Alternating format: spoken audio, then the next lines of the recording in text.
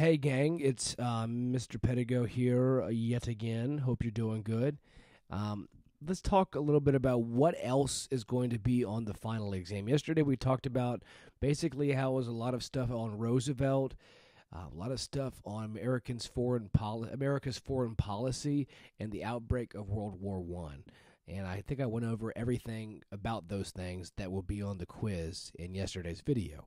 So today, the name of the game is, what else is going to be on the quiz, Pedigo? Let us know. So I'm going to cover the stuff that will be on the quiz that pertains to the end of World War I. So a couple things to really focus on. Obviously, probably like the number one thing right out of the gate to focus on is Wilson's 14 points, because that really is important in talking about the end of World War I. And that information can be found on page 737, and that's important to understand what those things did. It has a section on there on page 737 called Key Goals of the 14 Points, and you guys have studied this before. It's probably in your outlines as well. But understanding, it established the League of Nations, right? And understanding how the League of Nations, the United States really didn't join, and that was sort of a precursor to the United Nations. What else do we need to talk about? Probably the pact that outlawed war. Do you remember what that was? It was the Kellogg-Briand Pact. Kellogg is K-E-L-L-O-G-G. Just for reference, the Kellogg-Briand Pact has a double G, which you should know. But that tried to outlaw war, and it wasn't very effective because it didn't have any way of reinforcing that. Also, so that's kind of the end of World War I, understanding the 14 points, President Wilson, understanding the League of Nations, how that was sort of failure, and then how that ultimately led to the United Nations. And then after that, you're going to talk about, well, how does America start? The quiz will talk about the exam. God, get it together. The exam will basically have questions on how did America start getting its economy booming after that.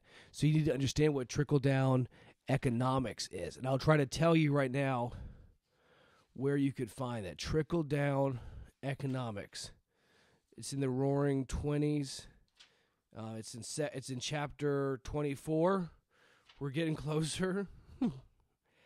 Trickle-down economics. Yeah. Here we're getting close. Trickle-down economics can be found on page 753. Okay, and that's in chapter 24. Make sure you understand what that is. This is part of like the Harding administration, and you should probably familiarize yourself with how the Teapot Dome scandal sort of knocked the federal government down for a second there until they got back up on their feet. Talk about the moving assembly line and Ford Motors and the Model T, and how, I think we talked about in videos gone by, how, with much more production and the cost of things going down as well, people are really buying things and businesses are able to expand. That relationship between how much it costs to produce something and how quickly you can do it has a direct effect with, how accessible it is to buy for the average person. That's all covered on pages 754 and 755. I think that kind of gets it, at least for what you should study today. The first Catholic to run for president.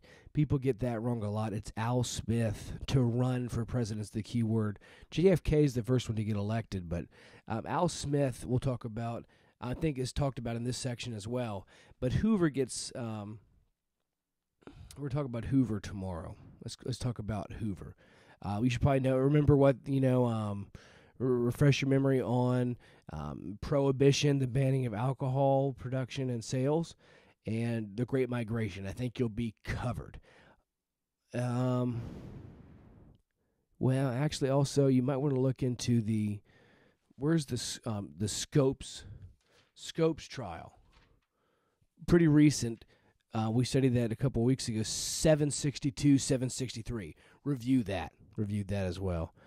Okay. I'll leave it there. We'll pick it up tomorrow on what else to study for the exam.